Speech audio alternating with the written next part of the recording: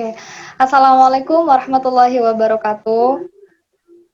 Waalaikumsalam warahmatullahi wabarakatuh. Waalaikumsalam warahmatullahi wabarakatuh. Selamat malam teman-teman semuanya. Malam. Ya, hari ini kami dari kelompok 3 masih di matkul keuangan negara akan mempresentasikan mengenai kebijakan sunset policy dalam pengelolaan anggaran pendapatan dan belanja atau APBD di Kota Malang.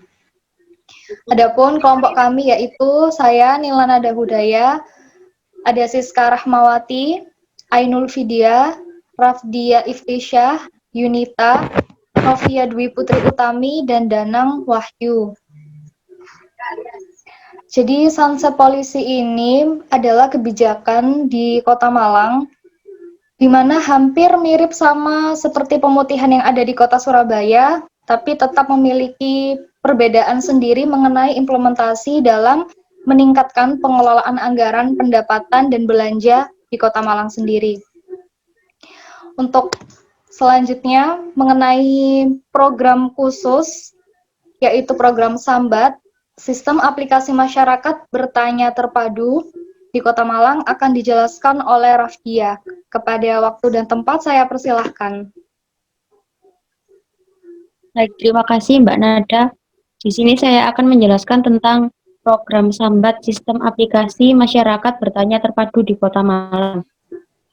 Sebagai bentuk penerapan e-government dalam pelayanan publik, Dinas Komunikasi dan Informatika Kota Malang melakukan inovasi pada pelayanan pengaduan dengan meluncurkan Sambat atau yang disebut dengan Sistem Aplikasi Masyarakat Bertanya Terpadu online dalam rangka meningkatkan kualitas pelayanan di Kota Malang.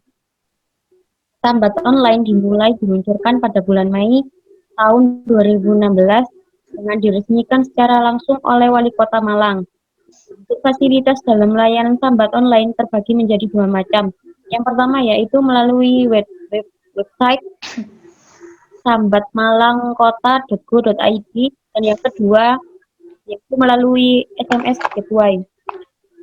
Pelaksanaan pelayanan pengaduan merupakan bentuk dari adopsi demokrasi dan keterbukaan dalam bidang pelayanan publik. Hal ini tidak lain karena kinerja pemerintah salah satu dalam bidang pelayanan publik. Hal ini tidak lain karena kinerja pemerintah salah satunya diukur dari kemampuannya menyediakan layanan publik yang efisien, efektif, dan akuntabel bagi seluruh masyarakat, terutama masyarakat miskin dan kurang beruntung. Selanjutnya,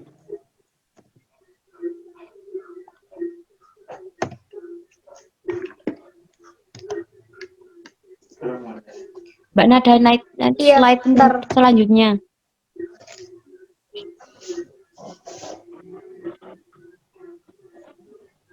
Tujuan penerapan e-government melalui Sambat online pada Dinas Komunikasi dan Informatika Kota Malang.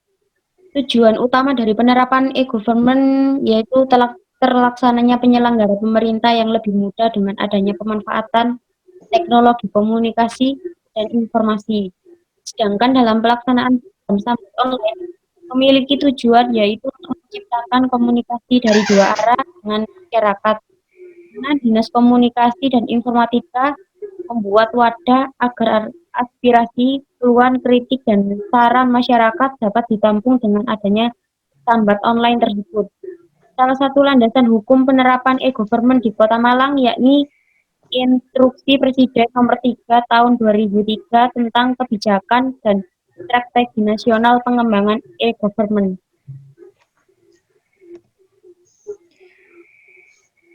Baik, untuk penerapan atau ruang lingkup dari penerapan e-government melalui Sambat online pada Dinas Komunikasi dan Informatika Kota Malang akan dijelaskan oleh Siska. Kepada waktu dan tempat saya persilahkan. Baik Mbak Nada, terima kasih. Yang selanjutnya yang kedua yaitu lingkungan dari penerapan e-government melalui Sambat online pada Dinas Komunikasi dan Informatika Kota Malang. Lingkungan sendiri adalah kombinasi antar kondisi fisik yang mencakup keadaan sumber daya yang diperlukan dalam hal strategi penerapan e-government melalui Sambat online. Maka, lingkungan yang dimaksud yaitu di mana sasaran dan tujuan dari penerapan e-government tersebut dilaksanakan, khususnya di Kota Malang. Dan dapat disimpulkan bahwa penerapan e-government di Kota Malang sudah tergolong baik. Namun demikian, perbaikan dan peningkatan masih perlu terus dilakukan. Dalam hal ini, Dinas Komunikasi dan Informatika Kota Malang telah menyiapkan strategi untuk menciptakan lingkungan dari penerapan e-government yang lebih baik untuk mendukung pelaksanaan program dan kegiatan yang memanfaatkan teknologi informasi dan komunikasi.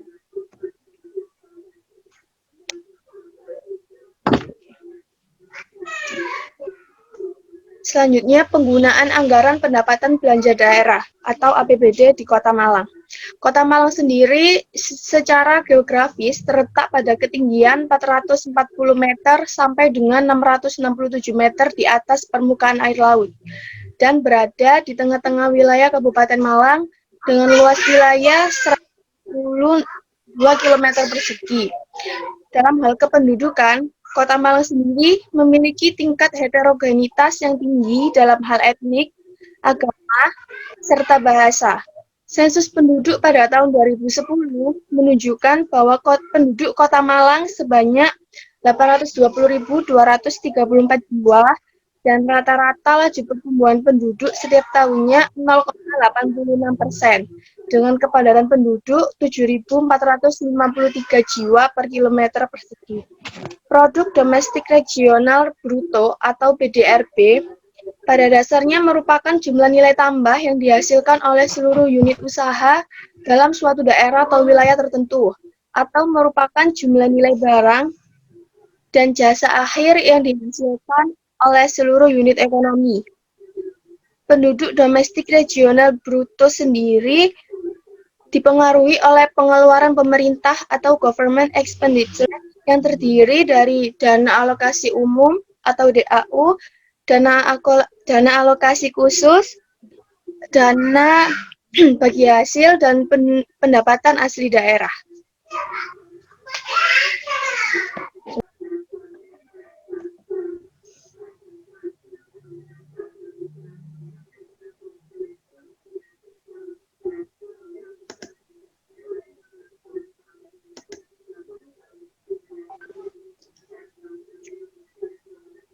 Lanjut, Siska.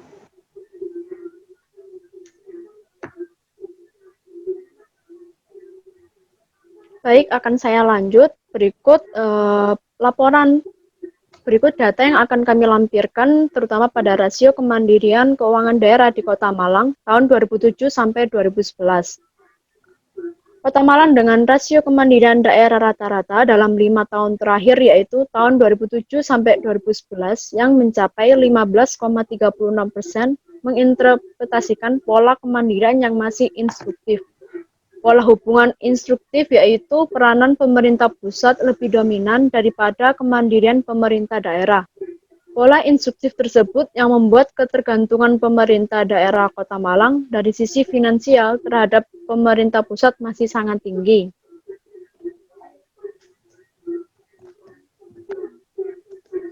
Dilanjut. Ya, bentar. Ini soalnya ada yang join ini.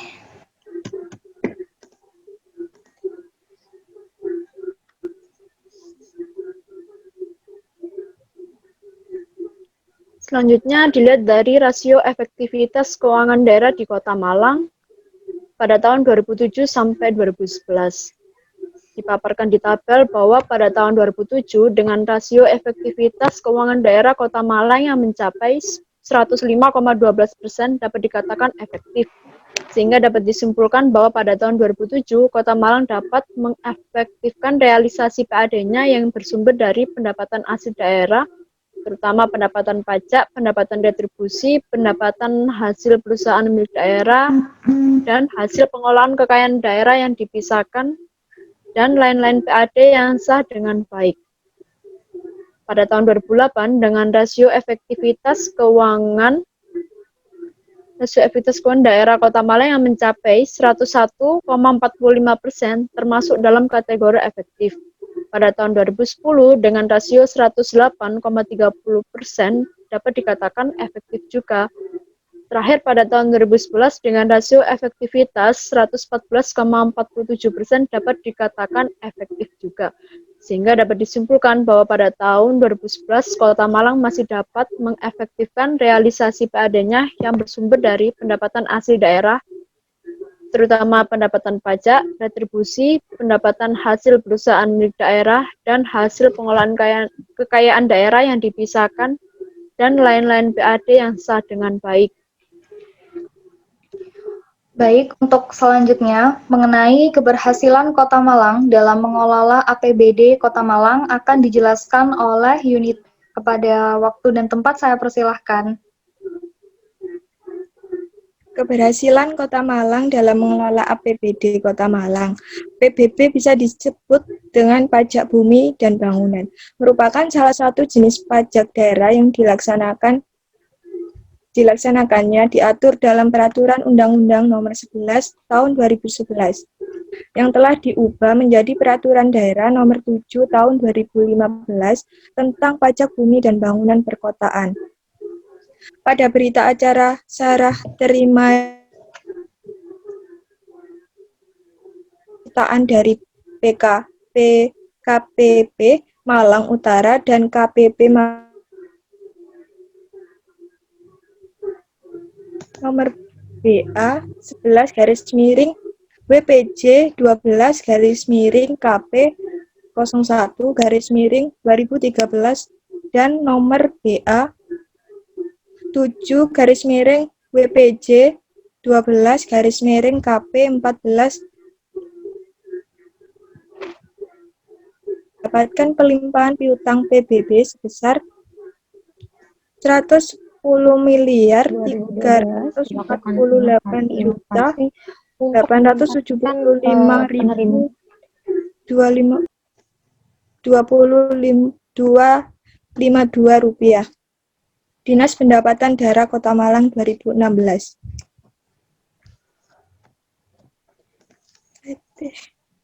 Nada. Dari data yang ada di Dinas Pendapatan Daerah Kota Malang bahwa besaran piutang tersebut semenjak tahun 2013 sampai tahun 2015 hingga sisa tunggakan sampai dengan saat ini masih sekitar 95 miliar. Sunset Police merupakan program yang dibuat dalam rangka peningkatan pelayanan dan membantu masyarakat di bidang perpajakan daerah, khususnya PBB. Yang mana di dalamnya masyarakat bisa melakukan pembayaran tunggakan PBB perkotaan dalam masa pajak tertentu tanpa harus dikenai sanksi administrasi atau denda. Hal ini diharapkan dapat membantu masyarakat dan mendorong untuk lebih sadar pajak dan meningkatkan pendapatan daerah dan mengurangi tunggakan PBB perkotaan.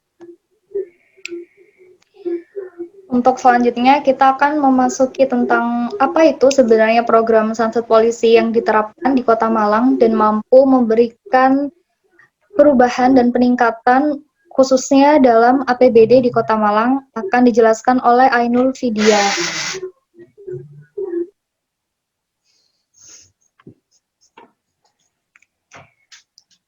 Mbak Dia. Iya, terima kasih untuk kesempatan yang diberikan. Nah, pada umumnya masyarakat enggan membayar tunggakan pajak karena berbagai alasan. Nah, untuk itu dalam meningkatkan pendapatan pajak sendiri, sejak tahun 2012 dilakukan inovasi-inovasi untuk meningkatkan pendapatan dari sektor pajak. Nah, pada tahun 2016, khususnya pada 2016, ini diberlakukan inovasi Sunset Policy dengan latar belakang dasar pelaksanaannya pasal 24 Peraturan Daerah Kota Malang nomor 11 tahun 2011 tentang pajak bumi dan bangunan perkotaan. Nah, di sini diamanatkan bahwa wali kota atau pejabat yang ditunjuk dapat mengurangi atau menghapuskan sanksi administrasi yang berupa tunggakan pajak seperti denda, bunga, kenaikan pajak yang terutang menurut perundang-undangan perpajakan daerah. Nah, untuk itu dipandang perlu membuat inovasi kebijakan percepatan penurunan angka tunggakan PBB perkotaan dengan program Sunset Policy ini. Dengan demikian, Peraturan Wali Kota Nomor 7 Tahun 2016 tentang penghapusan sanksi administratif atas keterlambatan pembayaran pajak bumi dan bangunan perkotaan untuk masa pajak sampai dengan tahun 2012. Jadi, pemutihan ini memperhatikan atas data piutang sebagai mana yang tertuang dalam BAST terhitung sejak tahun 1994 sampai dengan tahun 2012. Maka diharapkan banyak wajib pajak yang bisa berpartisipasi dengan adanya program ini.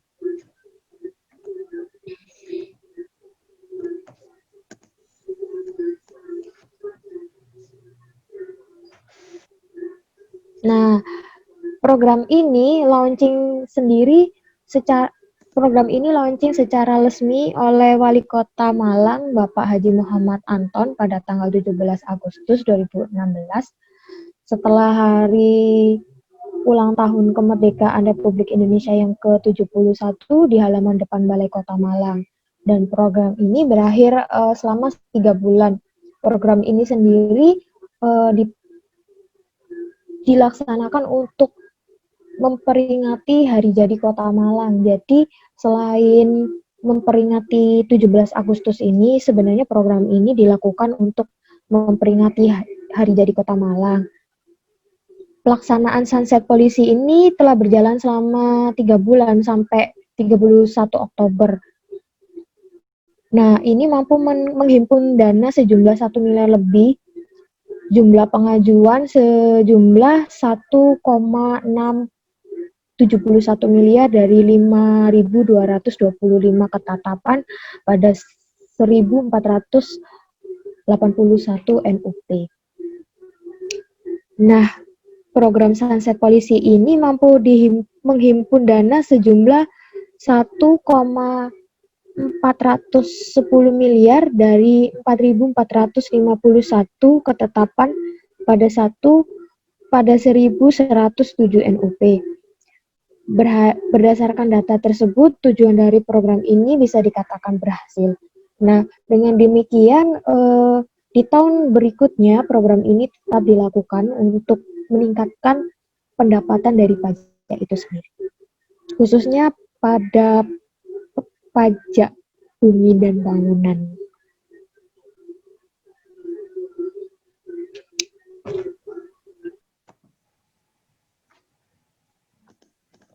Baik, untuk selanjutnya akan dijelaskan oleh Mas Danang.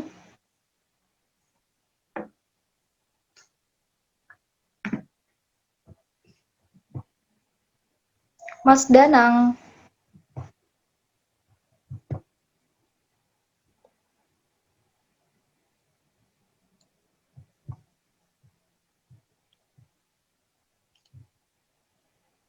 Mas Danang.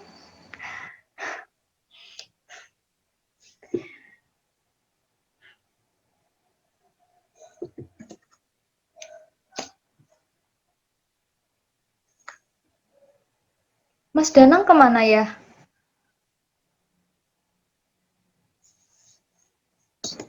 Oh iya, sorry, suaraku belum nyala.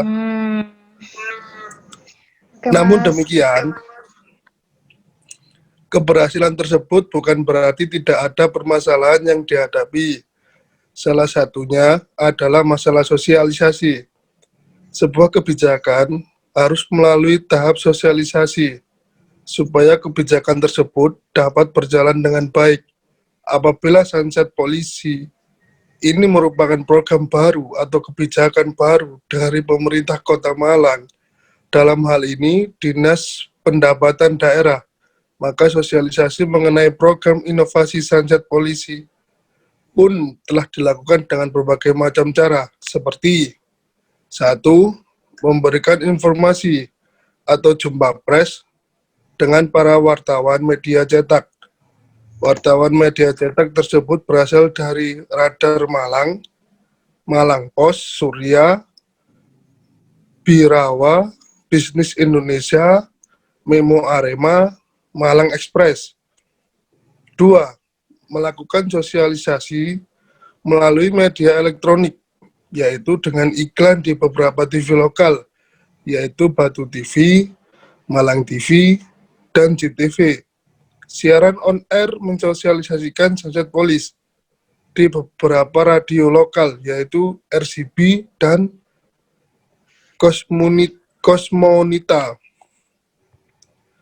Pemasangan berita tentang program Sunset Police di beberapa media online, yaitu Malang Voice dan Malang Times.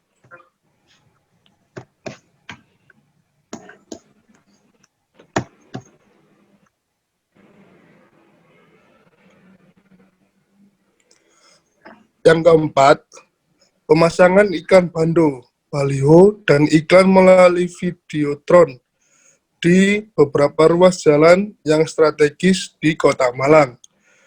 5.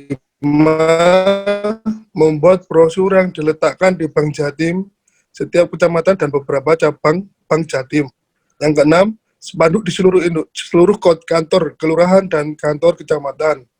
Yang ketujuh, memberikan surat pemberitahuan mengenai sosialisasi Sunset Police ke kecamatan dan kelurahan untuk dilanjutkan ke tingkat RW, dan dari RW diharapkan nantinya akan mensosialisasikan kepada warganya. Baik, untuk selanjutnya yaitu tadi sudah dijelaskan sama Mas Danang mengenai bagaimana cara sosialisasi kepada masyarakat Kota Malang mengenai program ini, yang dimana menggait salah satu bank pembangunan daerah yaitu Bank Jatim. Sebagai dinas yang dijadikan perwalian dalam penilaian zona integritas menuju wilayah bebas korupsi atau WBK dan wilayah birokrasi bersih melayani atau WBBM, Dispenda Kota Malang juga melakukan kerjasama dengan pihak Bank Jatim selaku penerima pembayaran karena untuk menjunjung transparansi dan akuntabilitas. Dinas Pendapatan Daerah Kota Malang sendiri mengeluarkan kebijakan bahwa tidak ada lagi pembayaran dari wajib pajak kepada petugas atau by personel, melainkan langsung kepada perbankan yang ditunjuk. Jadi kalau teman-teman lihat di gambar ini, terlihat jelas ya, dalam satu meja itu banyak kasir yang akan menangani atau menerima pembayaran PBB dari program Sunset Polisi yang dijalankan di Kota Malang.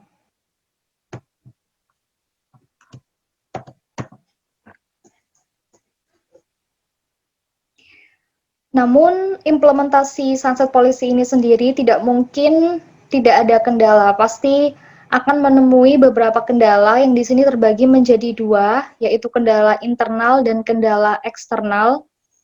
Yaitu yang dimana pada kendala internal, yang pertama adalah keterbatasan sumber daya manusia, lalu yang kedua adalah tempat pelayanan penanganan tunggakan dengan pelayanan PBB yang ditangani pada bidang dan lokasi yang berbeda. Pada kendala eksternal, yaitu terdapat koneksi aplikasi tempat pembayaran yang kurang stabil, lalu yang kedua adalah persepsi masyarakat yang berbeda terkait pembebasan sanksi administrasi. Kesimpulannya adalah bahwa pemerintah Kota Malang memiliki inovasi untuk meningkatkan pendapatan daerah yang bersumber dari pajak. Inovasi tersebut adalah Sunset Policy yang memberikan penghapusan denda pajak bumi dan bangunan. Pengadaan Sunset Policy ini sendiri dilakukan setiap tahun beriringan dengan Hari Jadi Kota Malang. Program inovasi Sunset Policy selama 3 tahun terakhir telah berjalan dengan baik dan mampu menjadi solusi dalam meningkatkan pendapatan asli daerah atau PAD. Dalam pelaksanaannya pun, program ini ditargetkan mampu menghimpun dana sejumlah 1 miliar. Meskipun dapat meningkatkan PAD, namun pada kenyataannya pelaksanaan Sunset Policy sendiri menuai banyak hambatan, di antaranya terbatasnya sumber daya manusia, belum efisiennya ruang pelayanan tunggakan dan PBB, koneksi yang kurang stabil, Selain itu, masyarakat masih mengira bahwa semua tunggakan atau keterlambatan pembayaran PBB perkotaan dibebaskan sanksi administrasinya. Selain itu, masyarakat masih mengira Ini totalnya sendiri kalau dari belanja tidak langsung ini mencapai 1.655.863.763, sekitar 1,6 eman lah untuk belanjanya ini. Oke. 1,6 Miliar. 1,6 T itu. Iya Pak. Iya. Miliar ya. Kenalannya. T. Ya. T. T.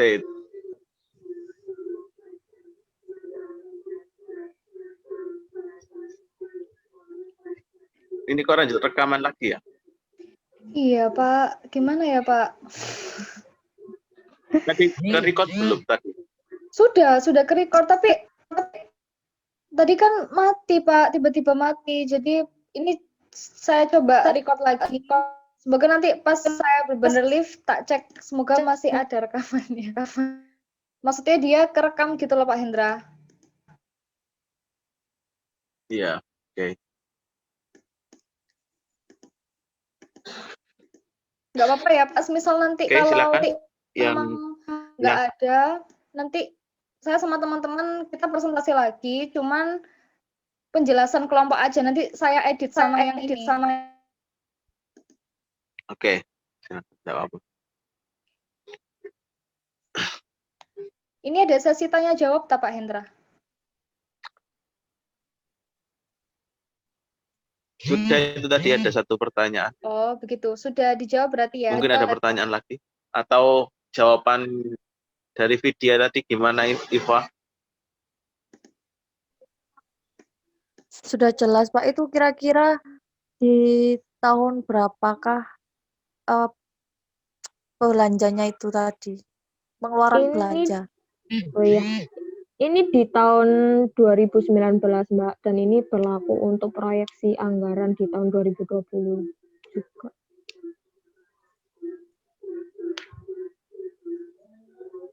Ya, cukup. Mau Iya. tanya satu lagi boleh nggak? Silakan. Tadi kan pertama kali dibahas yang sambat online itu tadi ya. Nah, sambat online itu tadi digabungkan sama pengelolaan keuangan itu apa itu enggak apa ngarannya? Nyambungnya itu gimana maksudnya? Saya masih belum paham yang tadi. Saya boleh jawab Mbak Iva? Oke, boleh, silakan. Oke. Jadi memang untuk mengaitkan program khusus itu nggak bisa, maksudnya dalam satu bidang, misal kita, memang saya sama teman-teman kita ngambilnya larinya kita ke pengaduan masyarakat. Jadi sambat online ini kan suatu sistem yang dikhususkan oleh Kota Malang untuk menangani pengaduan masyarakat. Kalau misalnya di Sidoarjo, di Surabaya, memang ada pengaduan masyarakat, tapi si pengaduan ini tuh kayak gak dibentuk di satu sistem gitu loh Mbak Iva. Jadi biasanya tuh dalam masing-masing dinas atau web service, semisal kita buka web service-nya PBB Sidoarjo atau PBB Surabaya, di situ pasti ada keterangan untuk kolom pengaduan masyarakat. Nah, tetapi di Kota Malang ini, mereka punya program sendiri yang dimana mengkhususkan pengaduan masyarakat untuk menangani keluhan dari adanya pelayanan publik yang diberikan oleh pemerintah Kota Malang gitu. Jadi ini larinya tuh nanti semisal kayak dalam pelaksanaan, contohnya pelaksanaan sanset polisi. Tadi kan ada beberapa kendala, kayak ada beberapa WP atau wajib pajak yang kayak kurang sosialisasi gitu loh Mbak. Jadi kayak ngerasa loh, kenapa kok diadain pemutihan sanksi PBB gitu. Atau mungkin ada beberapa orang yang merasa kurang percaya dan pasti kepada pemerintah tentang adanya sanksi polisi. Nah, ini nanti bisa diadukan atau dikeluhkan lewat si sambat online ini. Gitu.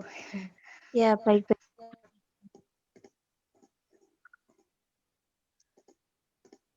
Sudah? Teman-teman ada yang mau nanya lagi? Ya, berarti semuanya kalau ada pengaduan melalui sambat, nanti sambat online-nya ngasih ke semua dinasnya itu tadi, Mbak ya? Iya, kayaknya sih seperti itu ya, atau mungkin ditampung lalu diarahkan lagi ke masing-masing dinas gitu.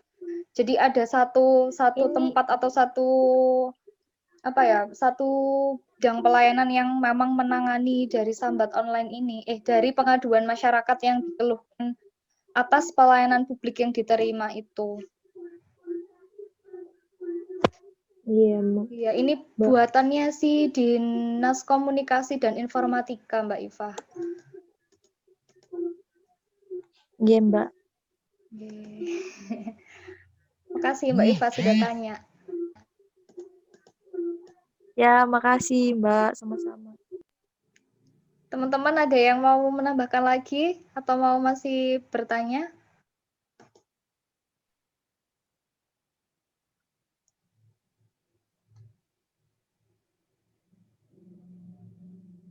Ada pertanyaan lagi?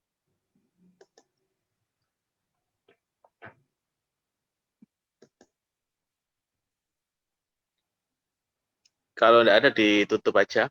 Oh iya Pak. Ini langsung lanjut balik ke kelompok 2 lagi Pak. Tidak, langsung saya review aja. Kelompok 2 sama kelompok 3 keuangan negara, baru nanti ke yang lain.